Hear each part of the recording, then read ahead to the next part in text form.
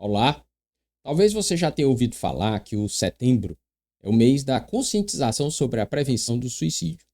Mas antes de ser uma campanha, o Setembro Amarelo é sobre pessoas. Pessoas que muitas vezes estão perto da gente e que vivem carregando dores silenciosas que quase ninguém vê. Eu não quero aqui apenas repetir dados ou frases de efeito para você. Eu quero conversar com você de um jeito direto, frente a frente.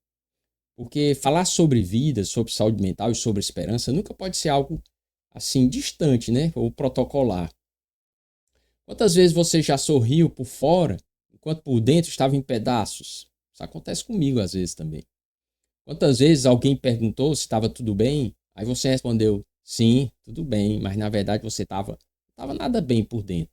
Esse é o ponto. A dor emocional muitas vezes ela é invisível. E é por isso que nós precisamos quebrar esse silêncio.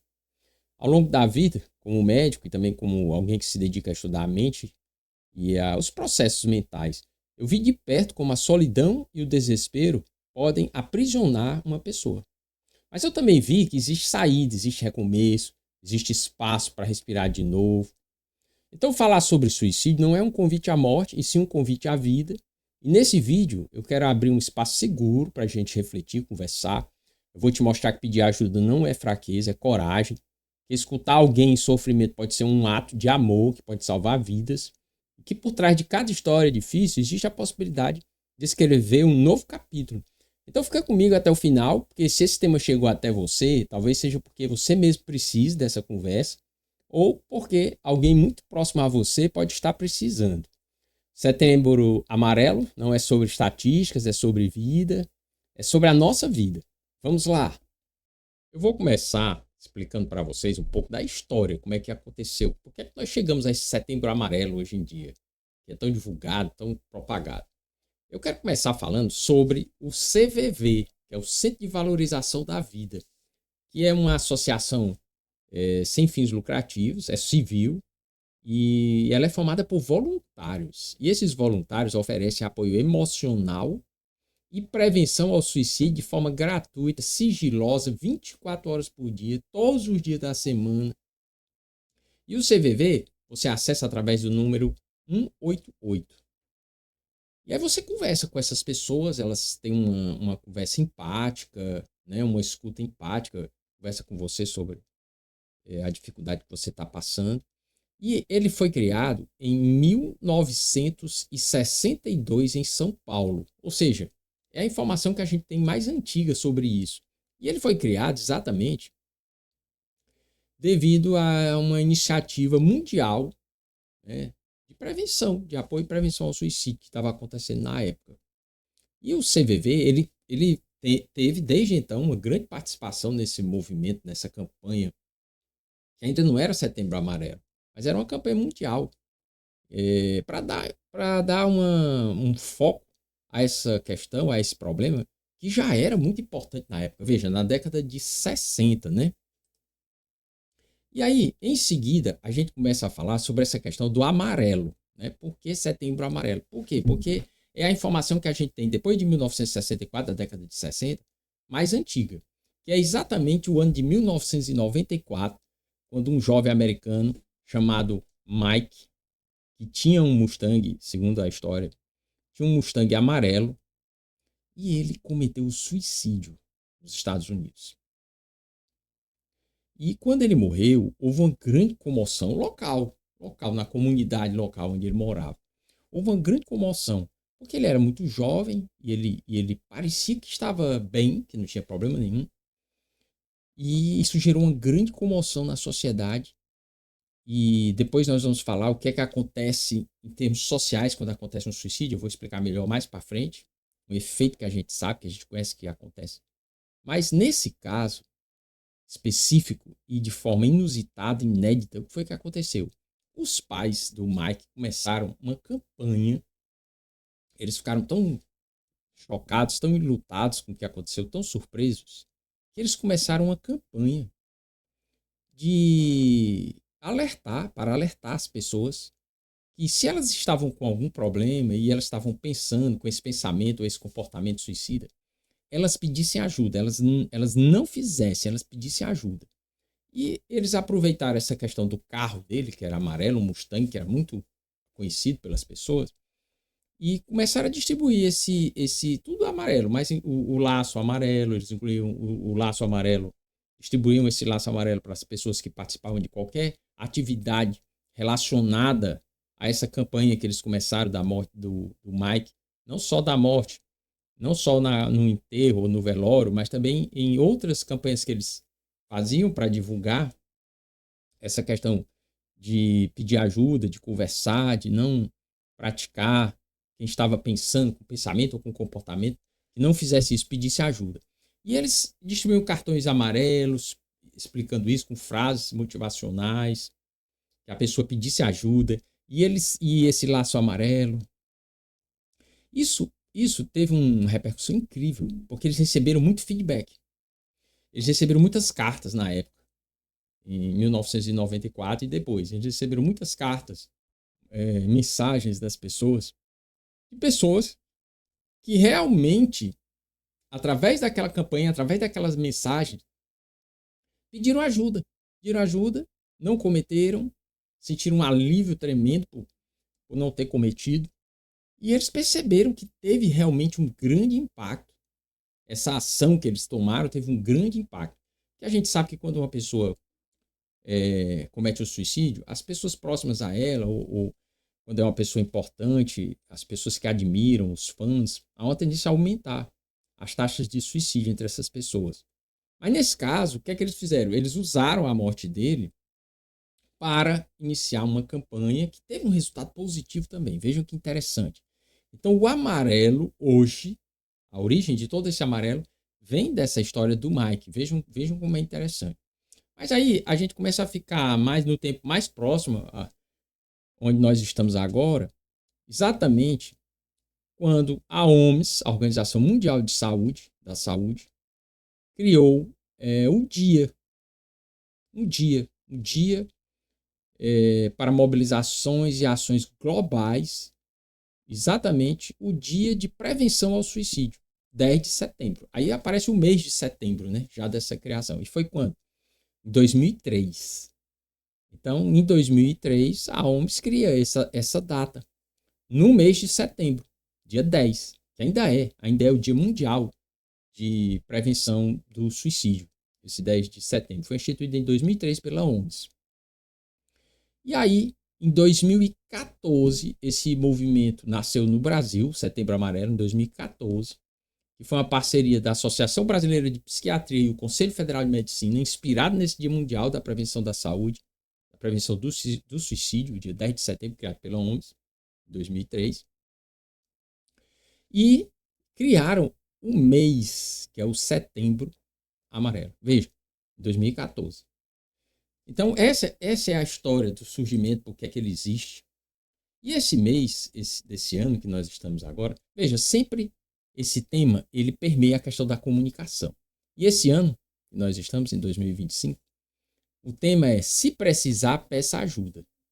Tá? Esse é o tema principal. Mas o CVV, o Centro de Valorização da Vida, adota um foco mais comunicativo para o tema, e ele coloca a frase: conversar pode mudar vidas. Veja que interessante. Então veja que tudo vem para a questão começou com a questão do Mike, e hoje ainda vem para a questão da comunicação, de se comunicar, da gente conversar sobre o assunto. E daí a importância da gente usar esse mês para fazer isso, para a gente conversar. E eu agora, aqui nesse vídeo, eu vou apresentar para vocês verdades que eu colhi, mais importantes sobre isso, que eu acho que são as dúvidas principais de vocês, e também mitos sobre essa questão. Porque nós temos muito tabu, muito mito, muito estigma nesse tema. É inegável. E é por isso até que as pessoas não gostam de conversar. Mas existem também verdades que a gente precisa propagar para ajudar as pessoas que estão nessa situação. Seja você, seja uma pessoa que você tem conhecimento, que te procura, você acha que pode ter algum problema. Então a primeira verdade que eu quero dizer para vocês sobre isso é que a seguinte frase: remover meios de suicídio ajuda na prevenção? Remover meios de suicídio ajuda na prevenção? Sim, isso é verdade. Porque, veja, a base do internamento, quando a gente interna uma pessoa, digamos assim, com ideação suicida, no próprio ambiente de internamento, você vê uma das principais motivos do internamento é exatamente colocar a pessoa num lugar seguro em que ela não possa ter acesso a meios, a esses meios, e que ela possa utilizar para realmente concretizar suicídio. Mas isso não é totalmente impeditivo. A gente tem casos que acontecem em pacientes que estão internados. Às vezes um momento que a pessoa fica só, mesmo em hospitais ou mesmo em instituições que recebem essas pessoas, pode acontecer também. Não é uma coisa que evita completamente. E isso a gente vê também em iniciativas sociais de engenharia social. Por exemplo, nós temos o caso da Ponte Mapo, em Seul, que é uma ponte que cruza um rio famoso lá, o rio Han, que era um local, ou um dos locais mais recorrentes de suicídio na Coreia do Sul. Aí o que foi feito para enfrentar essa situação? Foram instaladas vídeos, telões com mensagens motivacionais e imagens acolhedoras. Como, por exemplo, você é importante, os melhores momentos da vida ainda virão, luzes com sensores que acendiam conforme a pessoa ia passando. Então, essa iniciativa visava trazer esperança e interromper esses pensamentos negativos dessas pessoas que estavam nesse ponto crítico. Inclusive, essa ponte ela ganhou o apelido de Ponte da Vida. E que vejam, essa iniciativa trouxe uma redução de 85% dos suicídios que aconteciam nela, na Ponte Mapo. Isso é um exemplo. Existem outros exemplos, não é só esse. A Golden Gate Bridge, em São Francisco, nos Estados Unidos, é um dos pontos de suicídio mais conhecidos do mundo. Estima-se que mais de 1.700 pessoas já tenham tirado a própria vida. Desde a inauguração, que ela é muito antiga, de 1937.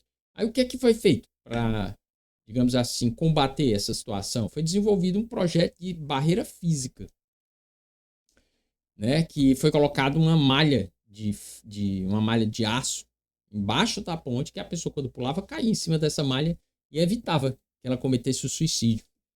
Então, realmente, digamos assim, você tirar os meios, diminuir os meios, no caso das pontes, ele tem uma ação, digamos assim, essa campanha nas pontes, por exemplo, e também com qualquer tipo de material que a pessoa possa pegar, ela tem, digamos assim, uma ação mais concreta em cima daquela tentativa de suicídio que ela é impulsiva. Que também existe, nós vamos conversar aqui no vídeo. Não é só uma coisa que acontece, um enamoramento por longo prazo, não. Existe também, digamos assim, uma motivação, digamos assim, impulsiva de cometer o suicídio. Então, nesse caso, as medidas que evitam a pessoa ter acesso são muito interessantes. Você veja, a nossa classe médica, por exemplo, que tem muito acesso aos meios, a gente tem um índice de suicídio muito elevado no nosso meio, né? As pessoas da área da saúde em geral, como elas têm acesso a isso, facilita. Então, é verdade, sim. Isso aí não é um mito, é uma verdade. A segunda frase que eu trago aqui para a gente conversar é: pessoas que tentam suicídio e sobrevivem, elas ficam aliviadas por não terem conseguido? Isso é uma verdade? Será que é verdade? Isso sim, isso é verdade. Desde que elas consigam superar aquele momento e consigam recuperar essa questão da, digamos assim, da esperança, porque a pessoa que tem pensamento suicida e comportamento suicida, ela é muito desesperançosa. Ela perde a esperança, porque ela tem uma ambivalência. Ela fica entre o desejo de viver, que é natural do ser humano, e o desejo de se livrar da dor. Ela fica nessa ambivalência. Então, realmente, quando ela consegue se livrar da dor, ela se sente realmente aliviada, desde que ela consiga, né, realmente se livrar, recuperar essa questão. Então isso aí passa a ser uma verdade também.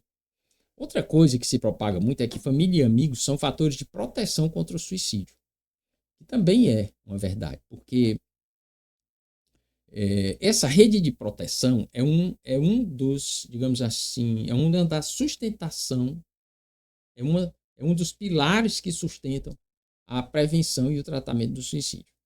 Exatamente essa rede de apoio. Desde que a família e os amigos funcionem como uma rede de apoio. Desde que a família e os amigos realmente apoiem a vida dessa pessoa. Porque, infelizmente, nós temos situações também que a pessoa tem um ambiente muito tóxico, um ambiente familiar muito tóxico, ou nas amizades também.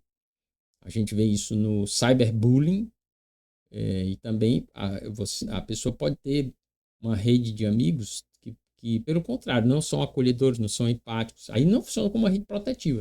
Funciona como uma rede de proteção, a família e os amigos, se eles realmente tiverem um comportamento que a gente naturalmente espera desses ambientes, um ambiente protetor, um ambiente acolhedor. Mas tem casos de pessoas que são afastadas desse ambiente, né, que são os fatores desencadeantes, que a gente chama, e eles, ao se afastarem, melhoram, recuperam essa esperança, mas quando voltam, esses ambientes se tornam fatores desencadeantes, a própria família mesmo. Mas, no geral, isso é verdade, sim. Uma pessoa que tem uma rede de apoio, que tem amigos que possa conversar, que tem familiares que possa conversar, isso realmente ajuda bastante em diminuir tanto o pensamento como o comportamento suicida também. E perguntar diretamente sobre esse pensamento suicida. É um fator de risco ou pode diminuir o risco? Veja, depende. De uma forma geral, você abrir o espaço para conversar sobre isso, diminui o risco. É por isso que existe o Setembro Amarelo, é por isso que a gente faz essa campanha. Porque, de uma forma geral, você perguntar diminui o risco. Mas como é que você vai fazer essa pergunta? É uma pergunta empática ou é uma pergunta com julgamento, né? Carregada de julgamento, essa conversa é uma conversa empática, é uma conversa acolhedora, é uma conversa que dá espaço para que a pessoa fale realmente o que ela está sentindo ou coloque mais máscaras, né? Ou que pressione mais ainda essa pessoa, que não está precisando de pressão e de julgamento nesse momento. Mas, de uma forma geral, sim. Perguntar sobre o pensamento suicida pode diminuir o risco, sim. Quando a gente fala isso, a gente não pode esquecer de um efeito que é muito comum quando é dado ampla divulgação de um suicídio real. E veja, não precisa nem ser real, pode ser fictício também. Quando é dado ampla divulgação, existe um efeito de imitação, né? Que pessoas vulneráveis, que estão mais vulneráveis naquele momento ali, quando elas têm aquela informação, elas podem se identificar com a vítima e reproduzir o ato. Elas tanto podem se identificar no momento, como elas podem já conhecer, serem fãs dessa pessoa, já tem uma identificação. A gente chama isso de efeito Werther, que é o nome dado a esse aumento de casos de suicídios após ampla divulgação. Isso acontece não só de forma real, como também de forma fictícia. Um suicídio fictício. Por exemplo, aquela série americana que falava 12 motivos por quê, 13 motivos por quê, 13 razões por quê. Aumentou. Ficou confirmado que aumentou o número de suicídios na época que a série foi lançada. Então esse efeito, ele existe. Mas eu quero aqui trazer para vocês um outro tipo de também fenômeno que a gente observa, que é o efeito Papageno, né? Que significa o quê? Quando é propagado histórias de superação, pessoas que superaram momentos de dificuldade com relação à esperança, com relação a pensamento suicida, comportamento suicida, essas pessoas que superaram, quando essas histórias são divulgadas, existe também, digamos assim, um efeito protetor, né? Então, existe o efeito Werther, que é por isso que a mídia não divulga, nem os meios, não procura divulgar muito essas questões, embora ainda aconteça a divulgação. Porém, a gente sabe que a divulgação de histórias de superação tem um efeito protetor muito interessante. E a gente deve, sim, divulgar essas informações para que as pessoas tenham acesso a elas e consigam recuperar essa esperança pela vida. Outra questão que as pessoas falam muito é que para cometer um suicídio, realmente a pessoa tem que ter um transtorno psiquiátrico, ela tem que ter um problema, digamos assim, mental diagnosticado. E que se ela tiver, aumenta a chance dela se suicidar, dela ter pensamento suicida. Eu quero dizer para você que isso, em parte, é verdade, porque realmente as estatísticas mostram que pessoas que têm transtornos psiquiátricos, elas têm uma incidência maior de suicídio e tentativa de suicídio. Mas isso não é completamente verdadeiro, porque uma pessoa também que não tem transtorno psiquiátrico diagnosticado, ela pode ter pensamento suicida também. E o que é interessante, o principal transtorno que está associado é a depressão. Então, às vezes, a pessoa pode ter esse diagnóstico ou não. Existem até outros diagnósticos que estão mais associados até. Né? Mas sempre está presente a questão da depressão. Então, essa pessoa, ela tem esse, digamos, mesmo que ela não tenha o diagnóstico, ela tem essa característica da pessoa depressiva. Mas é em parte verdadeiro, não é totalmente verdadeiro, mas a gente vê sim, estatisticamente existe uma chance maior de quem tem um transtorno psiquiátrico realmente tem um risco maior de desenvolver um comportamento ou um pensamento suicida. E a gente vê também as pessoas falarem sobre a questão religiosa, né? Não sei se vocês já viram aí. É um dos mitos que tem, não só mitos, digamos assim, um dos tabus relacionados ao suicídio e à tentativa de suicídio, é essa questão religiosa. Porque as pessoas acham que uma pessoa religiosa, ela não é vítima, não pode ser vítima de suicídio. Isso não é verdade. Nós temos pastores que tentam suicídio, pastores ou padres ou pessoas religiosas, de uma forma geral, elas também cometem o suicídio. O que a gente sabe, está comprovado através de estudos, é que a fé e a espiritualidade são fatores protetores. A fé e a espiritualidade, sim, são fatores protetores. A gente sabe que são fatores protetores. Mas eles não são, digamos assim, nós não podemos pegar isso e levar para um outro extremo. Que uma pessoa que tem pensamento suicida ou tenta o suicídio, ela não acredita em Deus, ela não tem fé. Ela está longe de Deus. Não. Nós não podemos também levar para esse outro extremo. Mas o lado de cá dessa afirmação, ela é verdadeira, que é a espiritualidade. E é por isso que eu defendo muito que você desenvolva a sua espiritualidade. É um fator protetor. A espiritualidade é você acreditar no que você não sabe, você ter fé e acreditar que existe alguma coisa que a gente não conhece, que está além da nossa compreensão. Isso é espiritualidade, pode ser desenvolvido de várias formas.